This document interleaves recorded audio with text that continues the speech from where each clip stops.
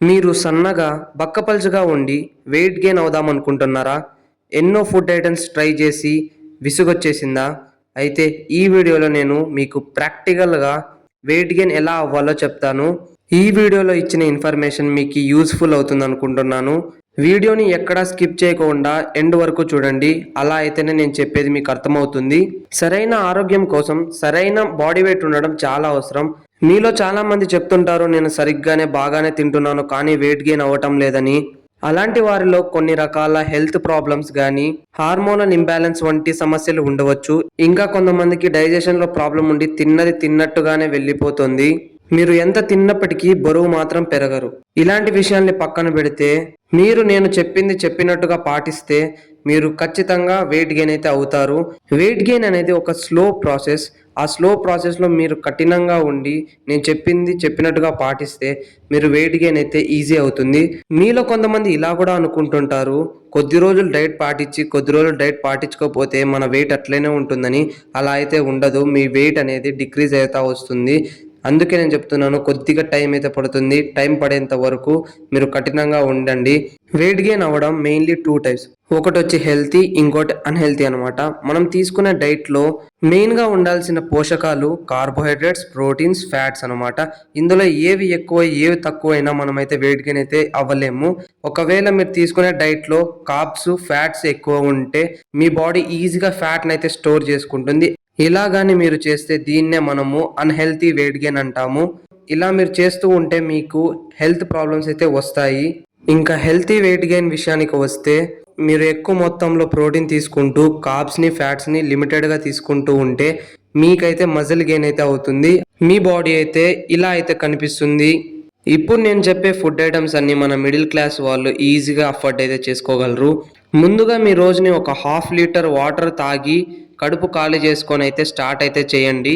ఇంకా మీరు మీ బ్రేక్‌ఫాస్ట్‌లో 2 బాయిల్డ్ ఎగ్స్, 2 బనానాస్, ఒక ఫుల్ గ్లాస్ ఆఫ్ మిల్క్ అయితే యాడ్ చేసుకోవాలి. మీకు 1 బాయిల్డ్ ఎగ్ నుంచి 6 గ్రామ్స్ ఆఫ్ ప్రోటీన్ అయితే వస్తుంది.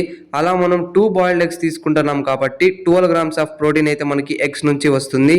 అలాగే మనము 2 బనానాస్ తీసుకుంటున్నాం కాబట్టి ఇందులో మనకి 1.1 grams of protein, 22 grams of carbs, 12.6 grams of sugar మనకైతే లభిస్తుంది. ఇక్కడ మనం 2 బనానాస్ తీసుకుంటున్నాం కాబట్టి 2.2 grams of protein, 42 grams of carbs, ఇంకా దాంతో పాటే మనం ఒక గ్లాస్ ఆఫ్ మిల్క్ నుంచి మనకి 3 గ్రామ్స్ ఆఫ్ ప్రోటీన్ అయితే వస్తుంది. మొత్తం ఫుడ్ తిన్నాక మీరు ఎనర్జెటిక్ గా అయితే ఫీల్ అవుతారు. రోజు మొత్తంలో మీ బాడీకి కావాల్సిన ఎనర్జీ మొత్తం యూజ్ చేసుకొని మీరు తిన్న ప్రోటీన్ ని మజిల్స్ లో అయితే స్టోర్ అయితే చేస్తుంది. ఇంకా టోటల్ ప్రోటీన్ వచ్చి 17.2 గ్రామ్స్ అయితే మన బాడీకి అయితే లభిస్తుంది. మేము ఎగ్స్ తినమంటే మీరు రాత్రే నానబెట్టుకున్న వేరుశెనగ గుళ్ళు కానీ, స్ప్రౌట్స్ కానీ తినవచ్చు. ఆఫ్టర్నూన్ లంచ్ విషయానికి వస్తే రైస్ కానీ, గోధుమ రొట్టెలు కానీ తీసుకోండి. దాంతోపాటు అడిషనల్గా పెరుగునైతే యాడ్ చేసుకోండి. మీరు 100 గ్రామ్స్ ఆఫ్ కర్డ్ తీసుకుంటే అందులో మీకు 11 గ్రామ్స్ ఆఫ్ ప్రోటీన్ అయితే లభిస్తుంది. ఇంకా ఈవినింగ్ స్నాక్స్ విషయానికి వస్తే ఎవరు చాలా తక్కువగా అయితే తింటారు. ఇంకా ఈవినింగ్ స్నాక్స్లో మీరు ఒక 10 గ్రామ్స్ ప్రోటీన్ ఉండేటట్లయితే ఏమన్నా ఫుడ్స్ని అయితే యాడ్ చేసుకోండి. నేనైతే కొన్ని వేరుశెనగ పప్పులు కానీ, స్ప్రౌట్స్ కానీ, ఒక 2 ఎగ్స్ కానీ యాడ్ చేసుకోని మనం అయితే చెప్తాను. నైట్ డిన్నర్ సేమ్ లంచ్ మాదిరే ఉంటుంది. లంచ్లో ఏవి తిన్నారో అవే తినండి. ఇంకా మీరు నైట్ పడుకునే ముందర ఒక బనానా కానీ, ఒక బాయిల్డ్ ఎగ్ కానీ తినేసి అయితే పనుకోండి. ఇంకా నైట్ టైం పనుకునేటప్పుడు ఎనర్జీ అవసరం లేదు కాబట్టి ఒక బాయిల్డ్ ఎగ్ అయితే తిని పడుకోండి. ఇంకా రోజు మొత్తంలో ఎంత ప్రోటీన్ తీసుకున్నామో యాడ్ చేద్దాం. మార్నింగ్ వచ్చి 17.2 గ్రామ్స్ ఆఫ్ ప్రోటీన్ అయితే తీసుకున్నాం. ఆఫ్టర్నూన్ లంచ్కి 11 గ్రామ్స్ ఆఫ్ ప్రోటీన్ అయితే వచ్చింది. స్నాక్స్లో మనకి 10 గ్రామ్స్ ఆఫ్ ప్రోటీన్ అయితే లభించింది. నైట్ డిన్నర్కి 11 గ్రామ్స్ ఆఫ్ ప్రోటీన్ అయితే లభించింది. ఇంకా నైట్ పడుకునే ముందు బాయిల్డ్ ఎగ్ తిన్నాం కాబట్టి దాని నుంచి 6 గ్రామ్స్ ఆఫ్ ప్రోటీన్ అయితే వచ్చింది. ఇంకా టోటల్ అమౌంట్ ఆఫ్ ప్రోటీన్ వచ్చి 55.2 గ్రామ్స్ ఆఫ్ ప్రోటీన్ అయితే మనము ఒక రోజులో అయితే హిట్ అయితే చేసాము. ఇలా మీరు 30 డేస్ కానీ నేను చెప్పినట్లు పాటిస్తే 55.2 ఇంటూ 30 డేస్ చేస్తే 1656 గ్రామ్స్ ఆఫ్ ప్రోటీన్ అయితే మీరు హిట్ అయితే చేస్తారు 1 మంత్లో. ఇంకా రోజు మొత్తంలో మన డైట్కి ఎంత ఖర్చు అవుతుందో చూద్దాం రండి.